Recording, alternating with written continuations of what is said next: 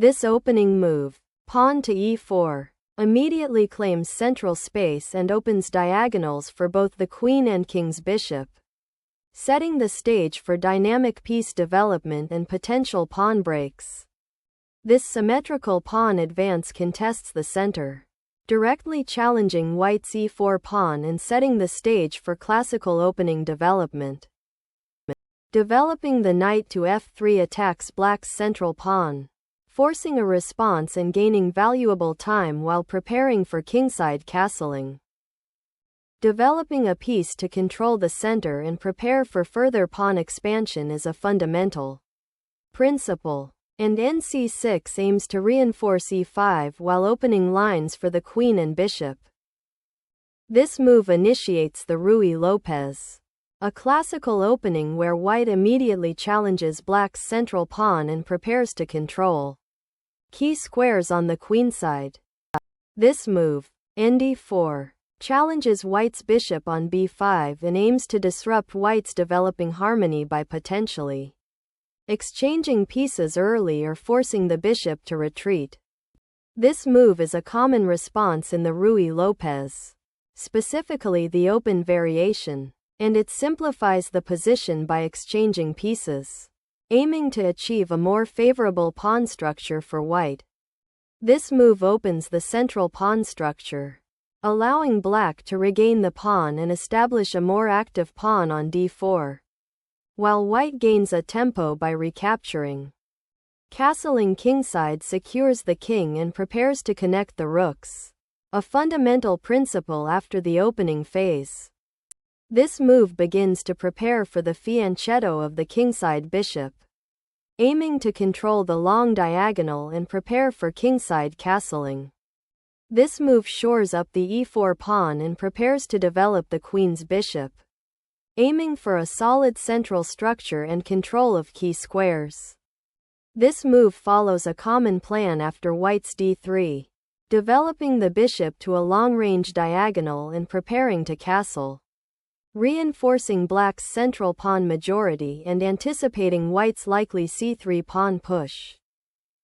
This knight move aims to reroute the knight to a more active square, potentially f3, and to improve the pawn structure by preparing c3 to support the d4 pawn. This move develops the knight to a more active square, preparing to castle and potentially challenge white's central pawn control while opening up lines for future piece play.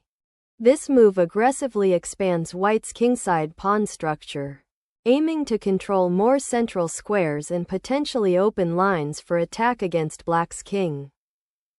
This move aims to challenge white's central pawn majority and potentially disrupt white's kingside pawn structure by offering a pawn exchange.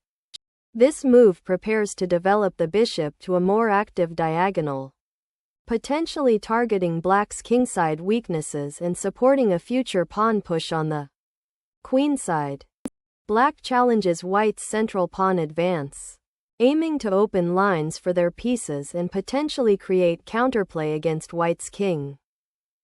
This move repositions the bishop to a more active diagonal, aiming to support a central pawn push and control key squares, particularly the d5 square, while also avoiding the pressure from black's pawn chain.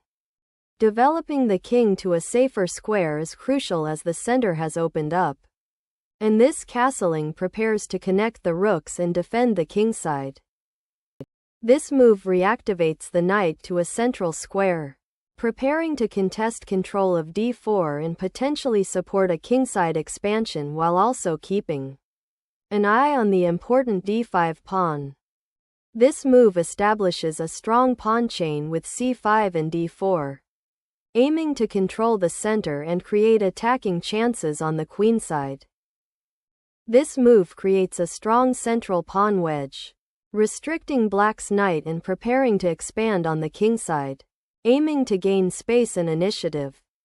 This pawn thrust challenges white's centralized pawn and aims to open lines on the queenside for black's pieces, preparing to potentially support a further advance with a6.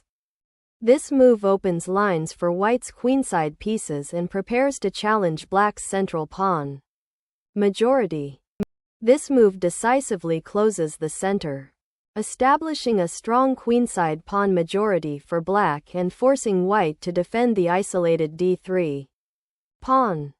The bishop repositions to c2 to defend the e4 pawn and prepare for potential pawn advances on the kingside. This move strategically challenges white's central pawn majority and aims to disrupt white's queenside pawn structure, creating opportunities for black's pieces.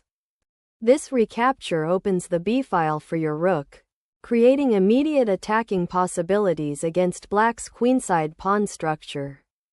This move actively challenges white's queen and simultaneously prepares to potentially exploit the newly opened diagonal for the queen and the queen's bishop.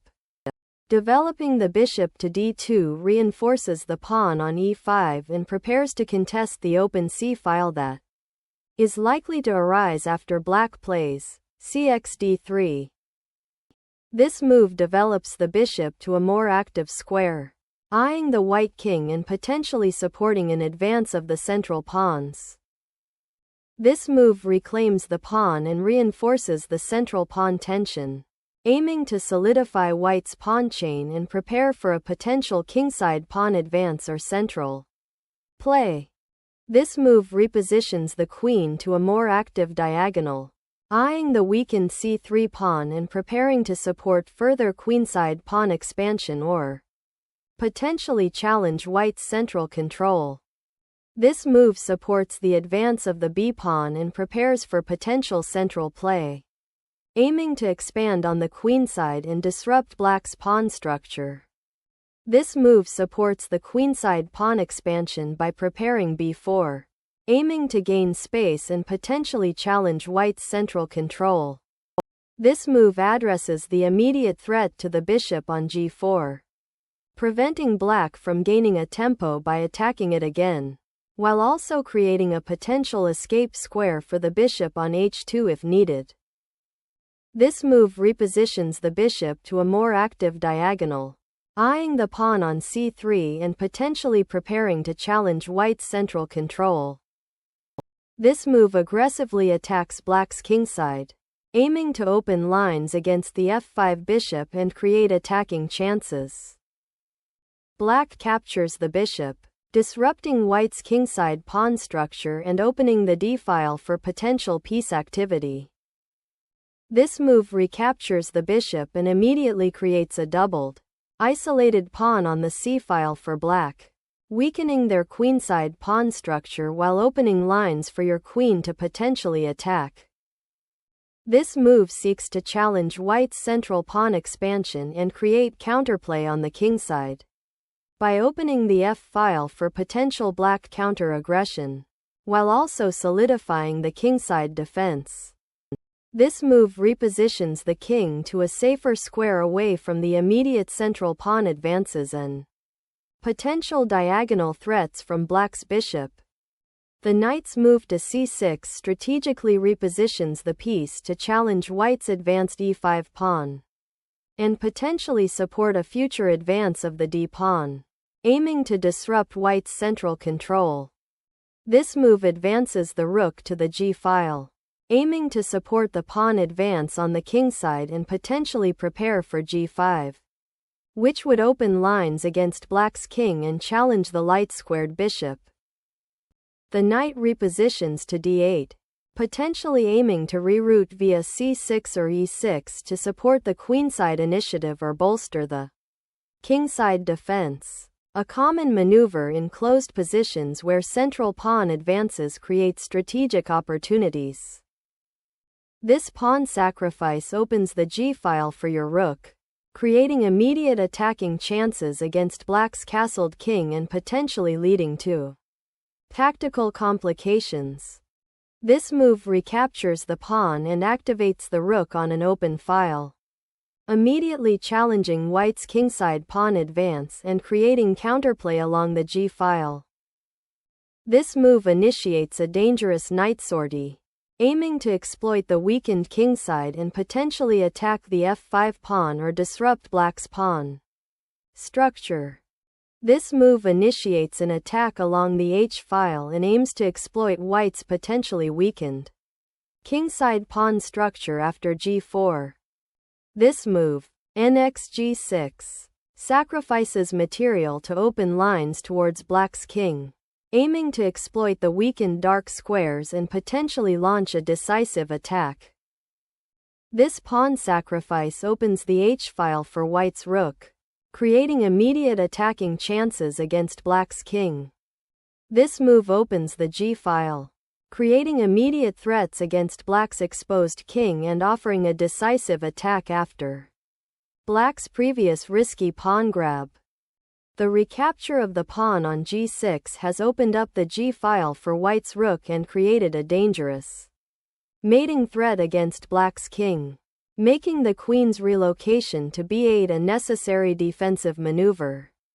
This sacrifice opens a critical diagonal for your rook, forcing the black king into the center and creating immediate attacking chances with the remaining pieces. The recapture of the rook is forced, as the king is now dangerously exposed on the g-file and must avoid further checks, leading to an inevitable material deficit.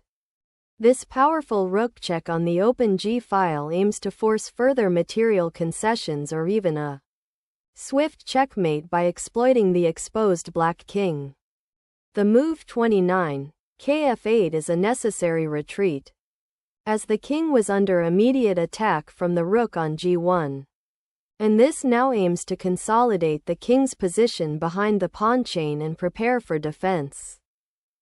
This sacrifice delivers the black king into a mating net, utilizing the open g-file and the queen's strong diagonal penetration. This move initiates a desperate queen sacrifice to disrupt white's attacking formation and potentially create counterplay, recognizing the kingside is too exposed. This capture is forced, eliminating black's dangerous attacking queen and ushering in a king and pawn endgame where white's material advantage and superior king position should ultimately prevail.